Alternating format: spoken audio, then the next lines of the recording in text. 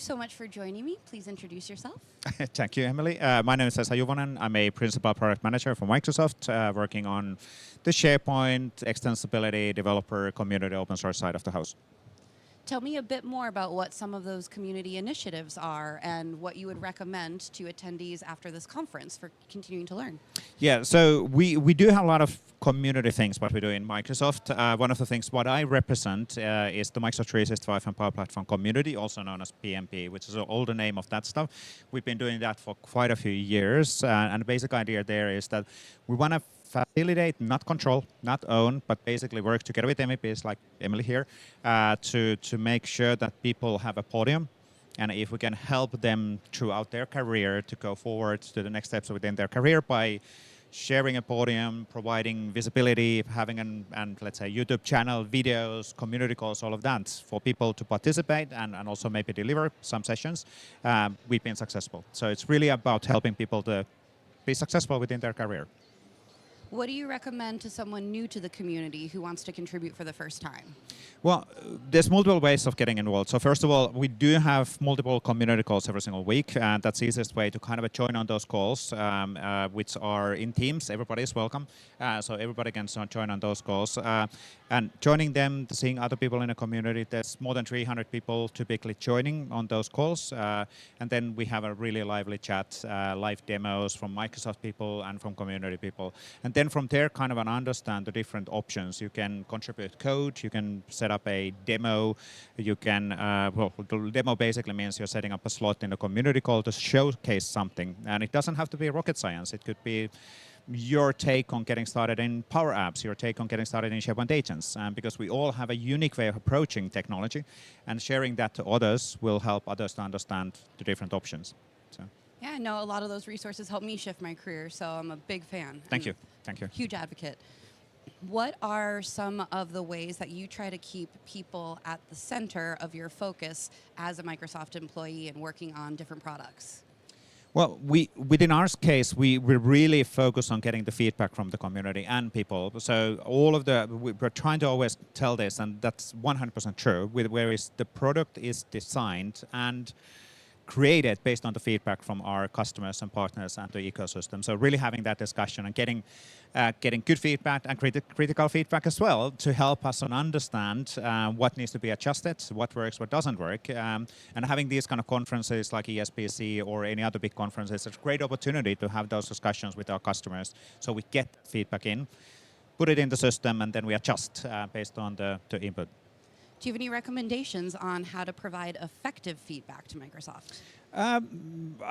That's a good question. So I think the number one thing is for trying to find those right connections. First of all, that we do have official channels like the forums, the Microsoft Q&A. Yes, they are great, but maybe having a one-to-one connections, and I don't mean sending emails to individuals, but joining, for example, the community discussions and having connections and networking with the people, that definitely helps. So when I get feedback from Emily, it has a more value than a random person from a street comes and says, Microsoft doesn't la la la la la. It's like, okay, cool. But when it comes from Emily, it has a more value. So building those connections definitely help. So showing up, having a discussions, being, well, friendly, always is good. Yeah. Even though the feedback might be negative, which is super valuable for us as well, but approaching that thing in a positive, constructive way is super key. Yelling to somebody never helps. Fair. What are some of your favorite things that have been released or upcoming in Microsoft 365 ecosystem in the next year?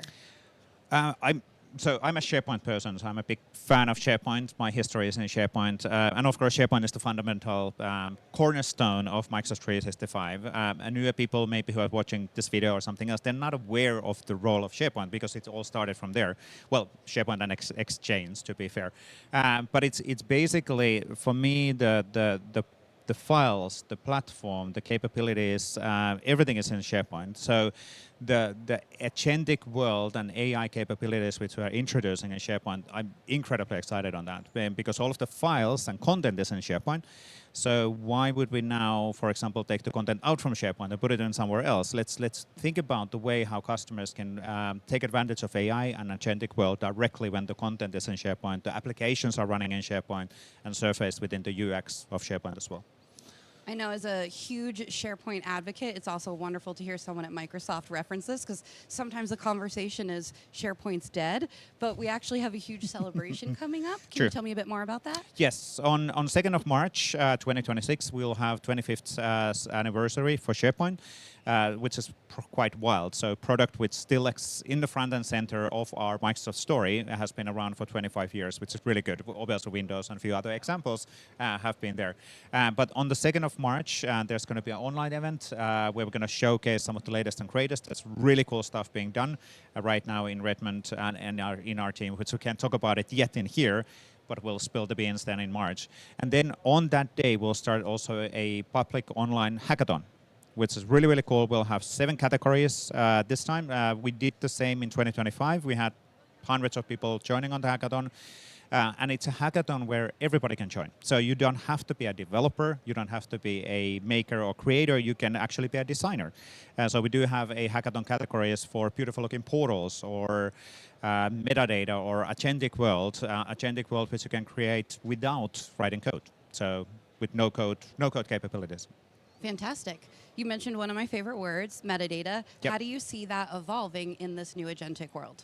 Yeah, so pretty recently, as part of the knowledge agent work and how we didn't realize that metadata is important. We've been working on making sure that metadata and files and pages and document everything is understood by Copilot and AI in SharePoint. And pretty recently in, I think it's September 2025, the metadata is now part of the information, which you can, whenever you're searching or doing things with AI within Microsoft 365 Copilot, it is aware of that metadata, and that prioritizes the results of the files. So previously, that wasn't the case.